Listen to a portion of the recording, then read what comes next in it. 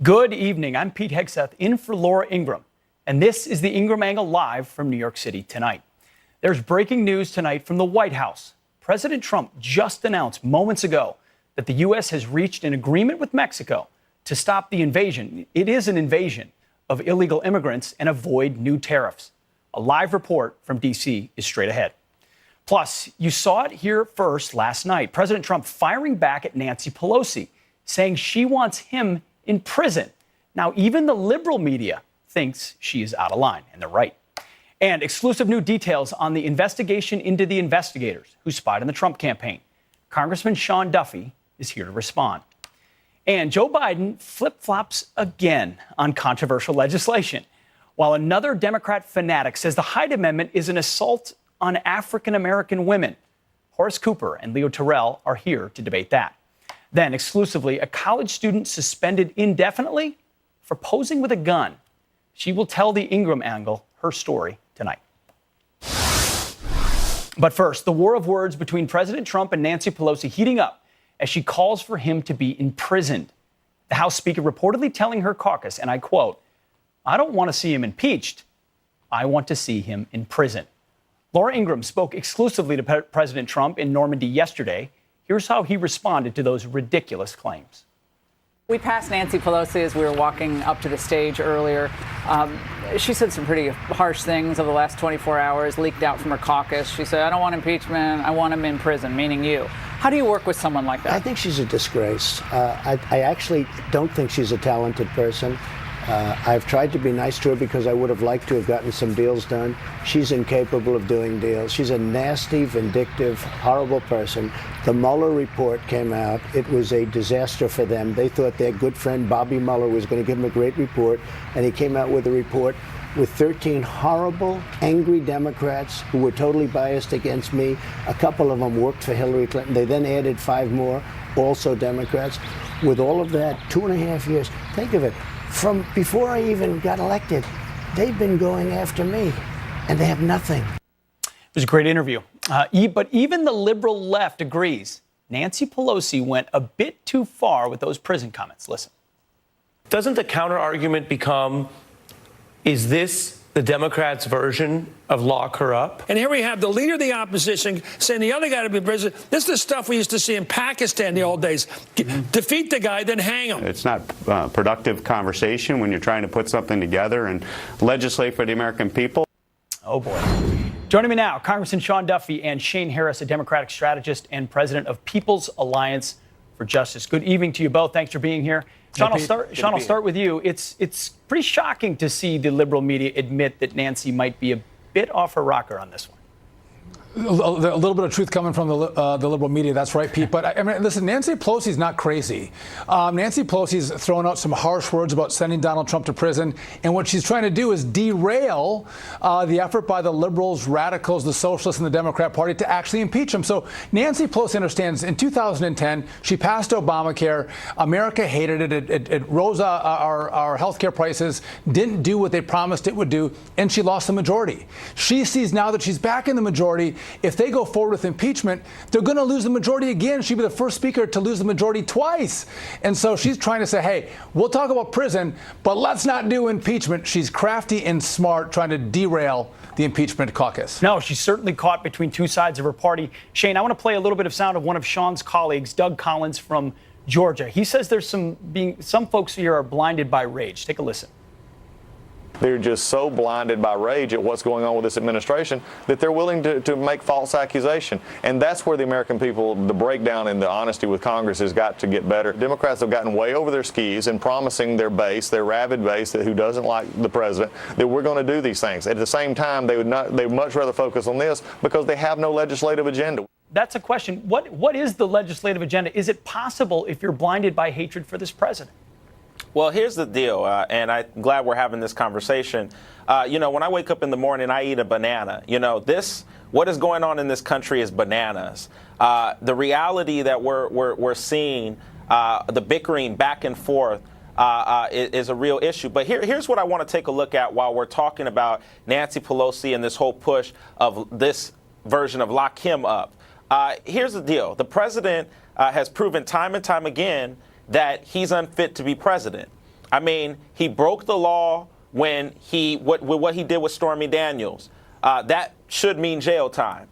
He clearly broke the law when he began to deal with obstructing justice in the investigation, the Mueller investigation. That should be jail time. So, I mean, here's the real deal. We're dealing in a country where we want on one side not to be a conversation, where on the other side it's all right. Hold on, Shane, the if he president broke of the all these United laws, States was then taking on Hillary Clinton, saying lock her up. He led the lock her up movement. Now he's mad because they're calling for him to be locked up? Come on, we got to talk real Answer here. the congressman's question, though. If he broke all these laws, then why is Nancy Pelosi so hesitant to actually proceed with impeachment so she ramps up the rhetoric?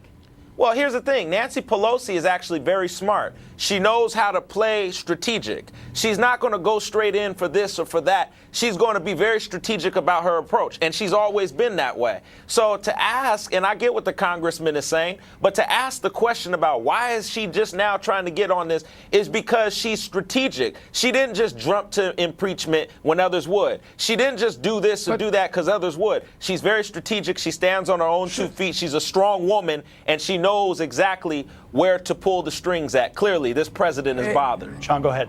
Hey, Shane, what I think is bananas is the fact that the Democrats craft a fake dossier and start a fake investigation on Donald Trump, and then they claim he obstructed their fake investigation. And by the way, he didn't obstruct the investigation. Robert Mueller said that he got complete compliance from Donald Trump. Don McGahn, the chief legal counsel, actually testified for more than 30 hours. So your real claim is he attempted to obstruct our fake investigation, but he didn't obstruct the investigation.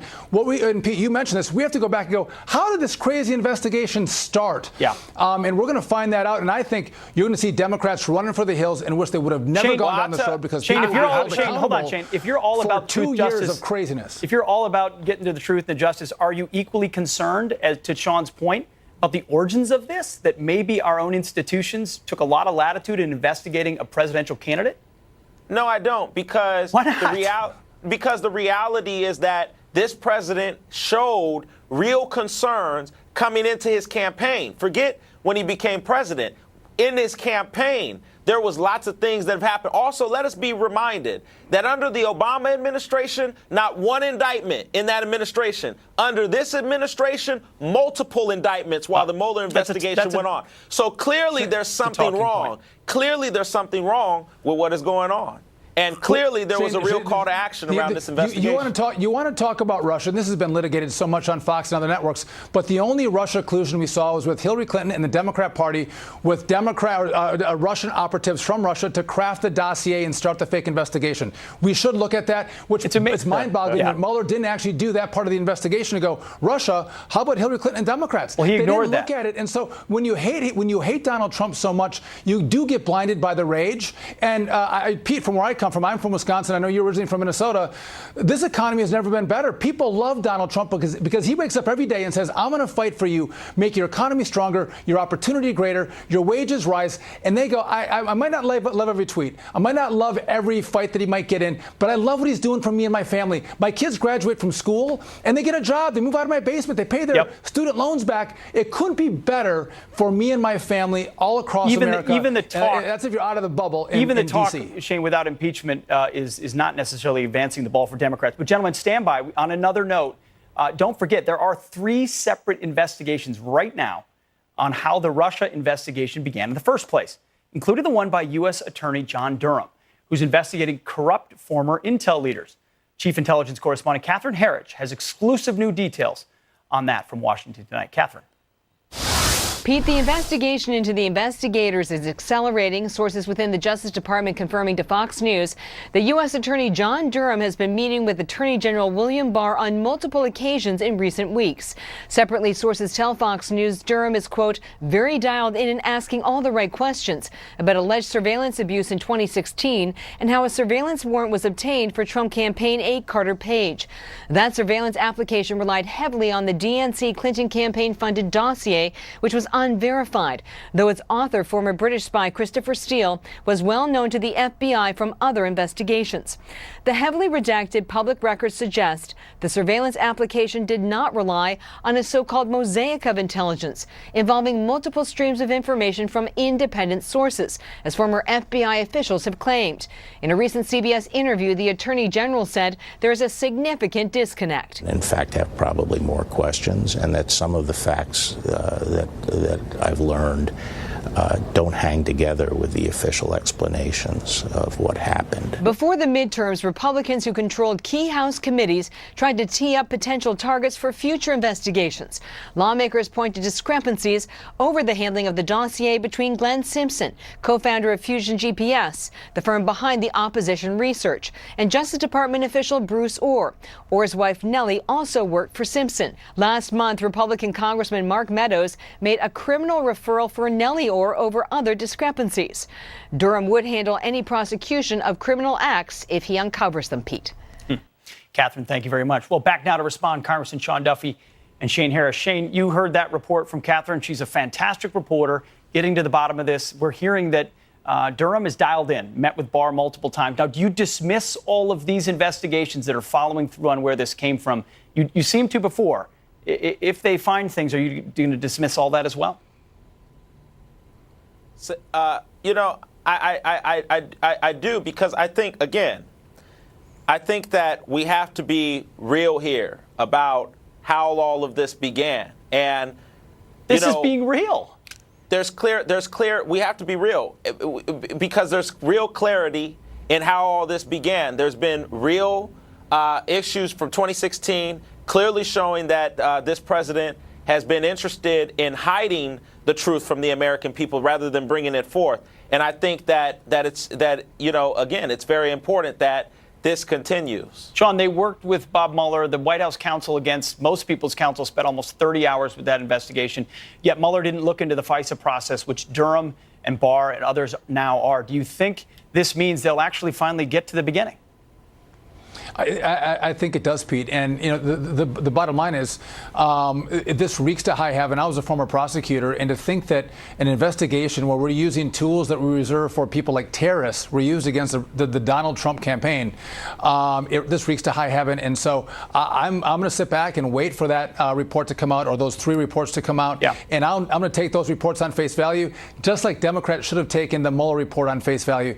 But I think there's going to be a lot of meat on that bone, and there's going to be a lot of people that are going to be held to account inside the Obama administration for breaking rules and potentially breaking laws. Shane, I mean, I don't know you, but Barr and McGahn clearly lied. They clearly lied and are refusing and have refused to allow Congress to have any oversight in this. I mean, Congressman, don't you think that is concerning us? What oversight are they refusing? We have separation of powers. So the president doesn't have to send his people over to the Congress to testify. There was a 2-year investigation, Shane, and you think that a few panels for 3-hour hearings inside the Congress are going to do better than Bob Mueller? Because I heard you and liberals for 2 years say, just wait for the Mueller report to come out. Bob Mueller is a sacred cow. He's a great investigator. He did his investigation. He found nothing. So what, Jerry Nadler? Wait a minute. Don't say he found nothing. He did find something. He was charged. He just said nothing. But he said I'm not going to go this way or I'm not going to go that way. Illegal. And then he said this is what the real facts are. Guys. He said I will not determine on that. And then he basically handed it to Congress, and Nancy Pelosi thinks there's such an ironclad case that she's talking about locking him up instead of moving with impeachment hearings. If they had a close and shut case, Shane, it seems they might move with it. Congressman Duffy, Shane, thank you very much for this spirited debate this evening. We appreciate it. Thank you. All right, well, next, breaking new details from Washington tonight, where moments ago, a deal was struck with Mexico to stop the illegal invasion of illegal immigrants at our southern border to avoid new tariffs come Monday. Listen. They send in drugs, illegal drugs, $500 billion. 100,000 people are killed, dead, every year from what comes through our southern border. They shouldn't be allowing people to come through there that everybody steals and robs from, and they deceive you, and like they've been doing for 25 years. Tariffs are a beautiful thing. It's a beautiful word if you know how to use them properly. They're letting millions of people walk up through their country, and they shouldn't let anybody walk up through their country. They send in $500 billion worth of drugs. They kill 100,000 people. They ruin 1 million families.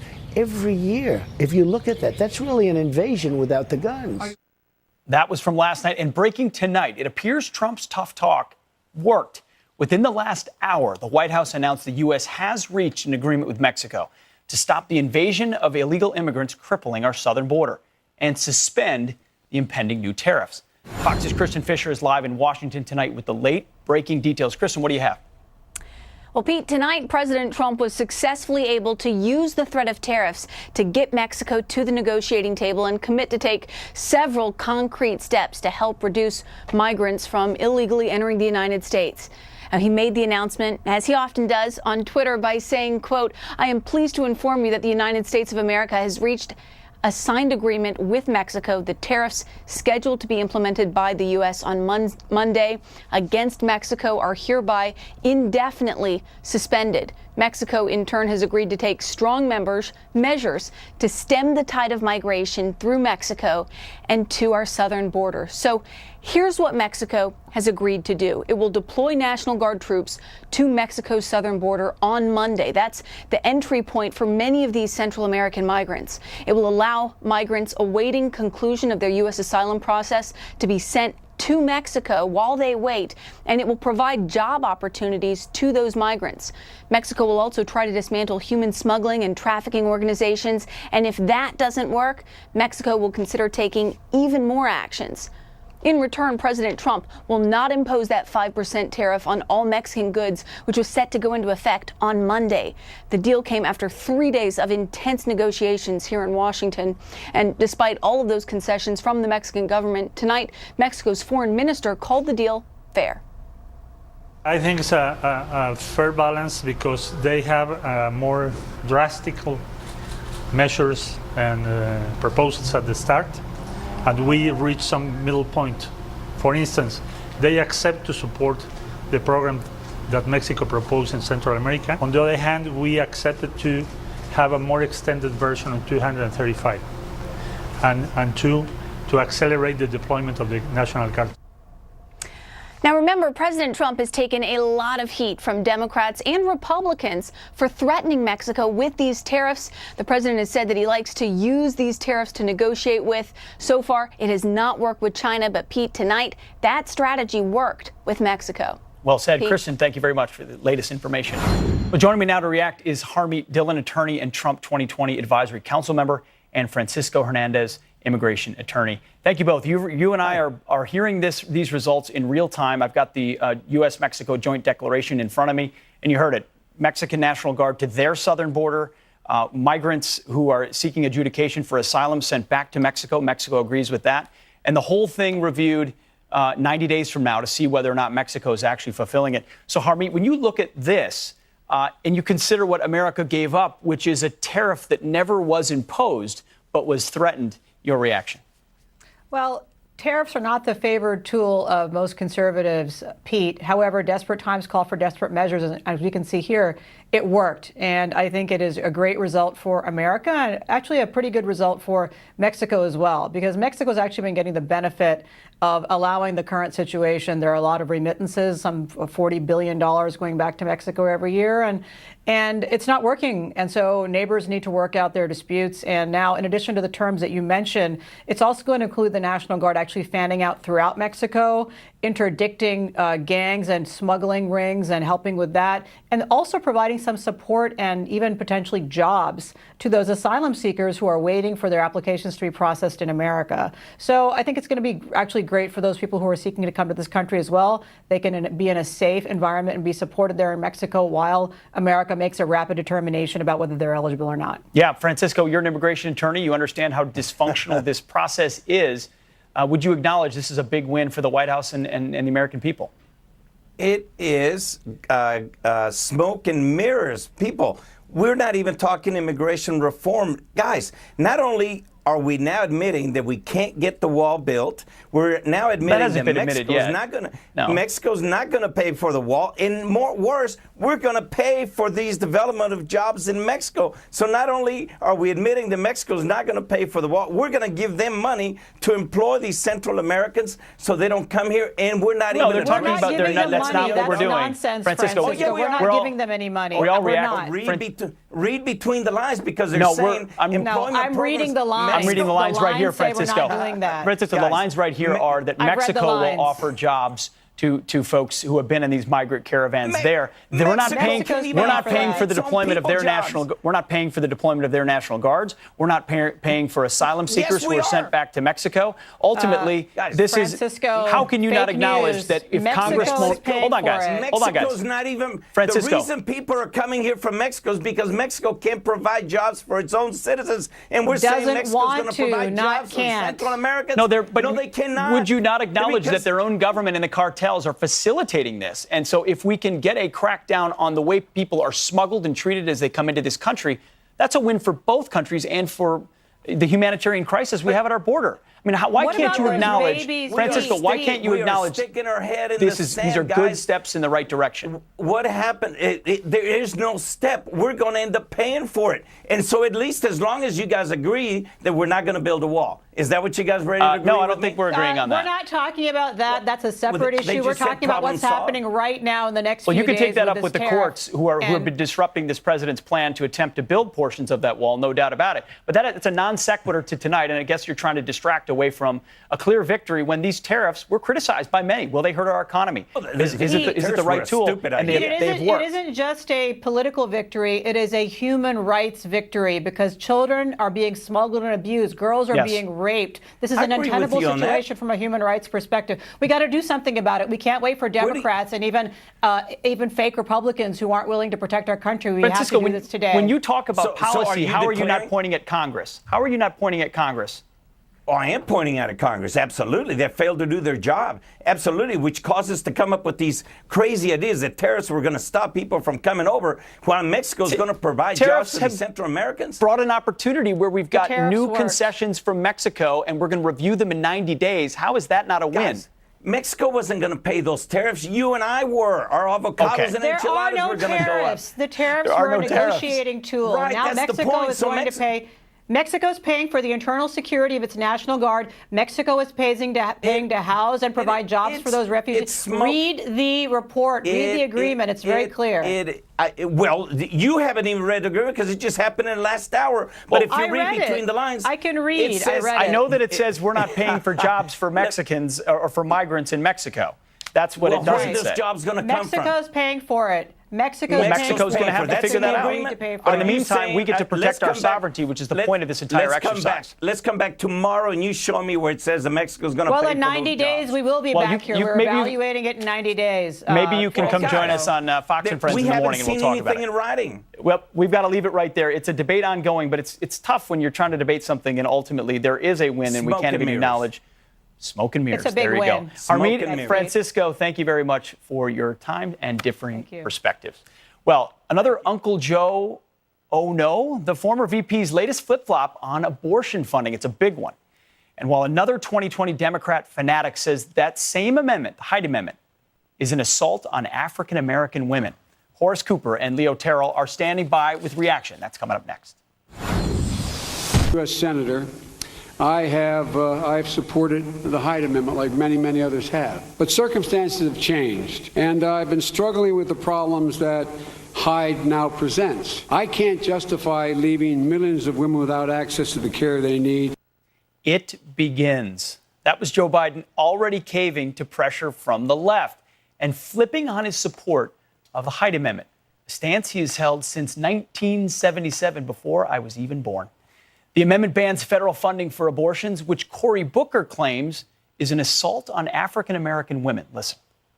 The Hyde Amendment is a direct assault at the black and brown communities like the ones I've been representing for most of my political career. We are in a nation right now that when it comes to reproductive rights, we are moving back into a Byzantine era that is tragic and unfortunate. Joining me now to react is Horace Cooper, Project 21 co-chair, and Leo Terrell, civil rights attorney. Gentlemen, thank you both for being here tonight. Horace, I'll start with you. Are you surprised by this flip-flop, and what does it say about the modern Democratic Party? Well, here's what it says. It's very hard for a vice president to get the nomination and get successfully elected. We're watching the extremist provisions or activists in his parties influence what this potential nominee's positions might be. It didn't work with Al Gore, and it also is a problem when you're looking long term. You can go all the way back to 1988 or 1984 with Walter Mondale when he was a vice president, and the extremists then got him to contort his lifetime policies so that he embraced positions that took him out of the mainstream. This abortion position is an extreme one that he is embracing. It's not authentic, and it just is a sign of many of the changes to come that we're going to see as he struggles to try to get the nomination. Yeah, this could be the first of many. Leo, Joe Biden has long been pro-choice. Within that pro-choice stance, he has said, it's a personal choice, but I don't believe tax dollars, our tax dollars, should be used to pay for abortions. In the pro-choice spectrum, fairly reasonable. The reversal now, is it not moving toward an extreme position? And why does it why do folks like Cory Booker have to make it about race? Well, I'll tell you very simply. First of all, this is not 1984. This is 2019. And what you have states like Alabama, Pete, states like Georgia that have made it impossible for people of color, minorities, poor people to get to exercise their right to have an abortion. You can't get an abortion. And when you're talking about federal funding, well, it would be white women as well, right? This is not. There's no racial litmus test on this. Oh, there's absolutely no racial litmus test on this. If you look at the numbers of people in Georgia and Alabama who have utilized the abortion rights, it's a disproportionate higher number of minorities. Those are facts, and I'm sorry, Horace, but those are facts. You can check it out and apologize tomorrow. So that's my point. You ought to be with me on this. It is legal. You ought to be joining me in saying, let's not decimate the minority community. Whether you're poor, whether you're rich, don't do that. We absolutely shouldn't. Hold on, let him finish. Leo, let him finish. Have an abortion. With Planned Parenthood's mission from the beginning, which was to purify the races in the United States. Oh, my God. Now, that's a fact also. That is a fact. That's just actually a fact of Margaret Sanger.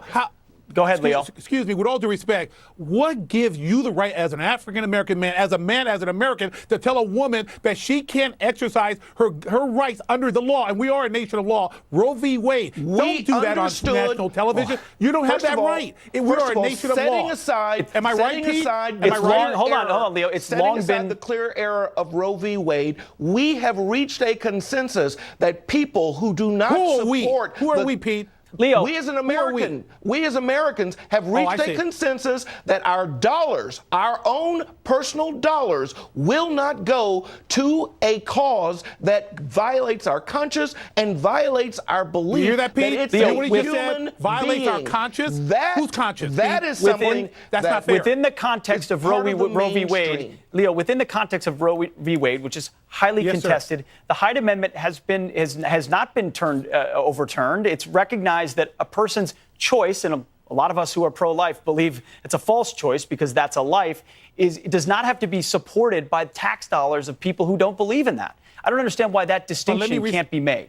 It was just recently reaffirmed. It was reaffirmed by President Obama. Excuse me, Horace. Biden on his side. No, let me respond to Pete's question. Go ahead. Horace, let Leo go. Thank you, Pete. Here's the issue. Look at what's happening in the southern states. Look at what's happening to Alabama, Georgia, Missouri. These states have blocked. Those are their elected officials passing laws, they changed the plan. people they voted for. All he's saying is that with all due respect, there's something called the Supreme in these Court. jurisdictions Roe v. Wade have is sent still to law. the state capitol, pro-lifers. Oh, my God, come on. Leo, let him talk. I let you talk. Let him talk. Horace, go ahead. All that you've recognized, Leo, is that people in these jurisdictions have sent as their representatives to their state capitals people who value life. Yes. That is how our government is supposed to work. No, that's not how our government works. And for President Obama to issue an executive illegal?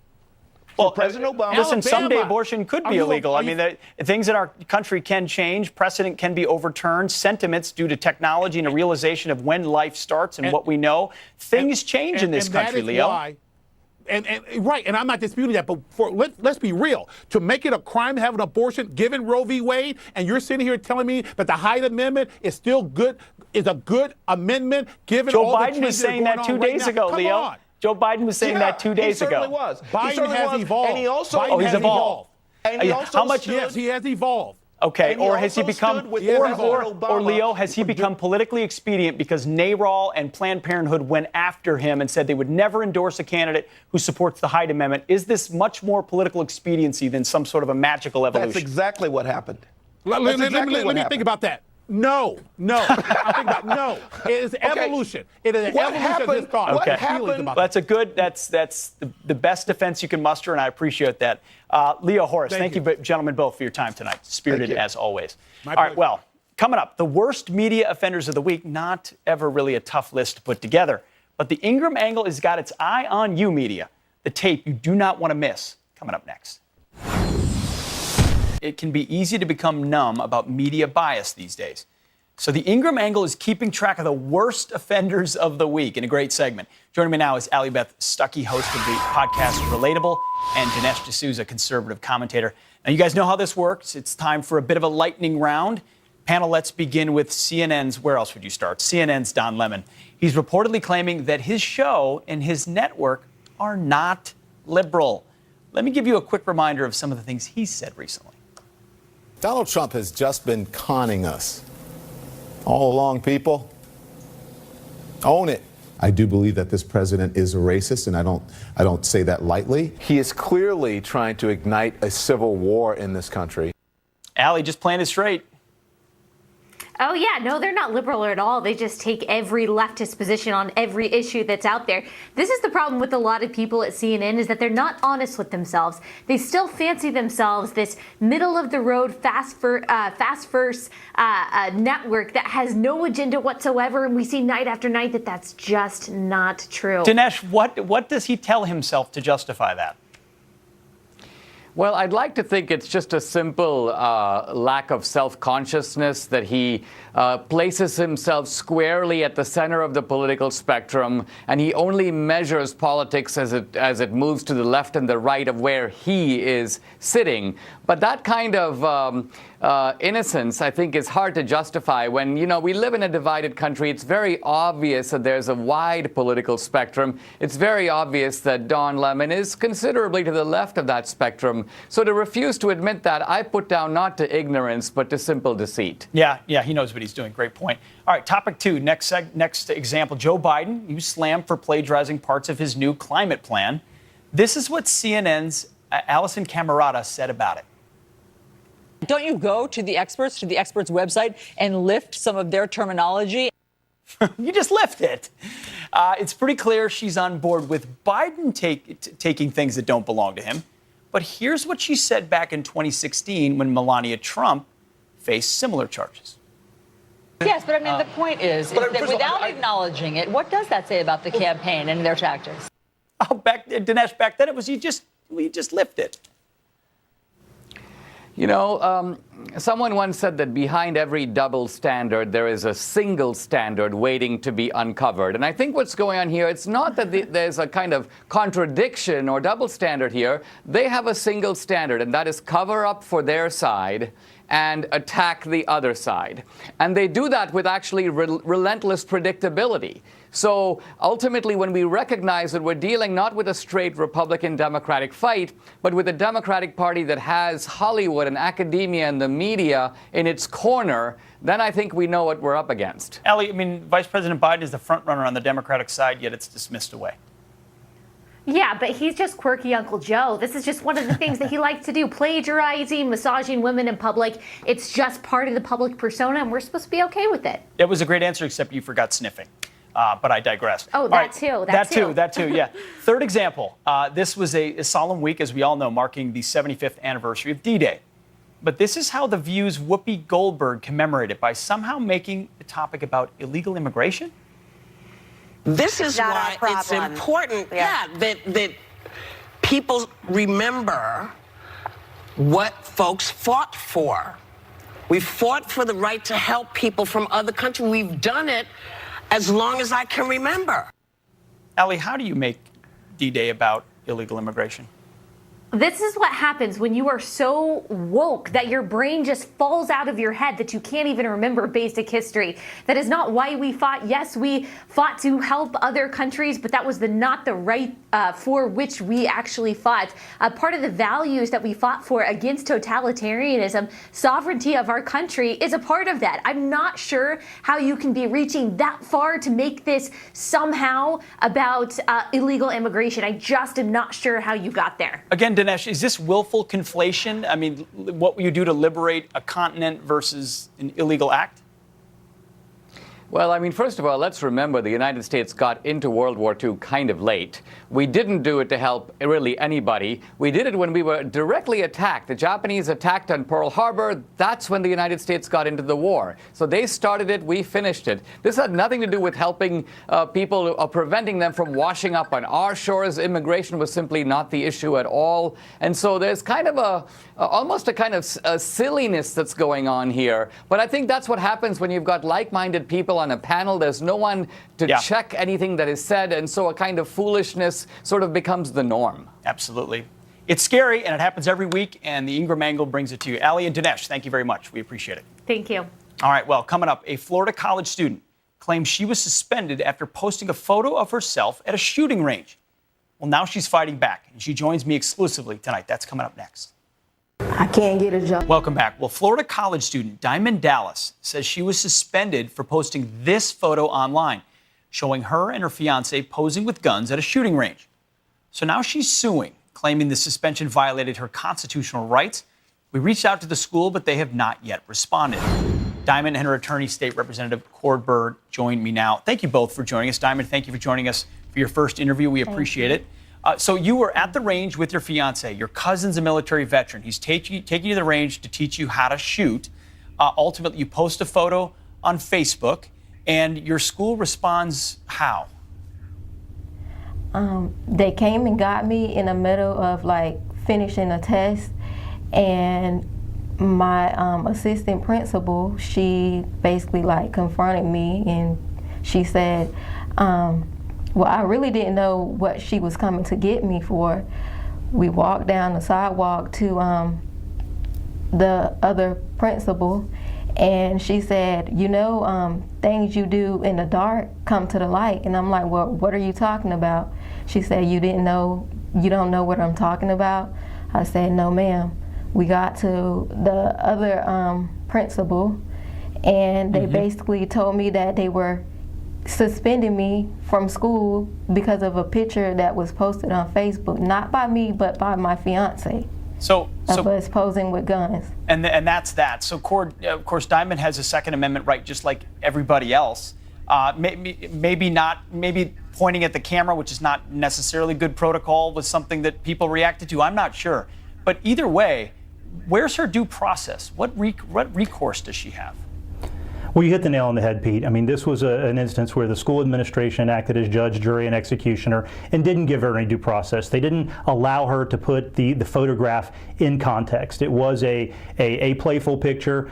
When you listen to the story, it was her and her fiance. You know, it's my Bonnie to my Clyde. So it wasn't. There was no threat made. There was no threat made against anyone. And the school overreacted. But that overreaction violated her constitutional rights. So, Diamond, you're going to school to become a nurse, correct? No, dental assistant. Dental assistant. I'm sorry. My mistake. So, but there's nothing in your background at the school as you're going to become a dental assistant that would raise red flags, harassment, reasons why you've been a threat to anybody. No, sir. I had all A's. My GPA was a 4.0 when they kicked me out, when they suspended me. And was your 4.0, was there ever a doubt in your mind? You live in the United States of America with a Second Amendment. Every person has a right to maintain arms. Was there ever a doubt that this would get you in trouble? No, I didn't think that this could cause me my everything, my career, my schooling. I didn't know. amazing. It's amazing. Why would you? Cord, what's happening next in this? So we filed the lawsuit in federal court here in Jacksonville. The school has been, and the administrators have been served with the complaint, and we're waiting for their answer. All right. Well, keep us posted on the process. We'd love to bring it to our viewers here. Diamond and Cord, thank you for your time this evening. We appreciate it. Thank you, Pete.